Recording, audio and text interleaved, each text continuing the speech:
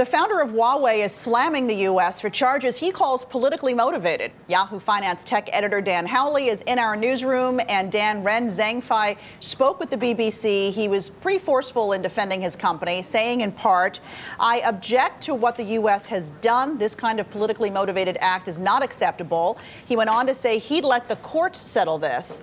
Dan, is he putting the world on notice that Huawei won't get pushed around here despite these changes? Yeah, I mean, Huawei is a huge company in its own right. So, I mean, this is really a company that does business around the world.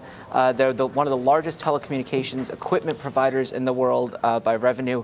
So they have business in multiple countries, including at points in the U.S. So, they really don't want this kind of controversy that's been going on, which, I mean, is warranted. They're accused of skirting Iran sanctions. They're accused of industrial espionage. They're accused of different issues along those lines. So obviously there's problems going on with the company. And I think, they're trying to fight back and take the narrative back for themselves and say, look, we're not the bad guys here. The U.S. is. They're abusing power politically, and that's why they're using or they're trying to get my daughter in trouble, the founder's daughter, who is being accused of skirting sanctions. Now, he also said, quote, "There's no way the U.S. can crush us," and called their technology more advanced. I mean, in a way, is he right?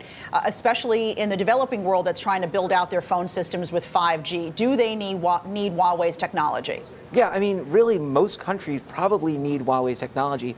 Again, like I said, they're one of the largest, if not the largest, telecommunications equipment providers in the world. So they're going to be instrumental in rolling out 5G across the world.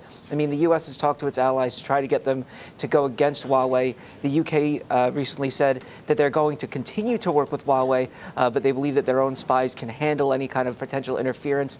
And the real fear is that China could use implanted technologies inside of the 5G equipment to spy on countries like the U.S. or its allies. So, I mean, it really comes down to whether or not countries want to trust Huawei. And I think the countries that do might have an advantage just because of the sheer size of the company.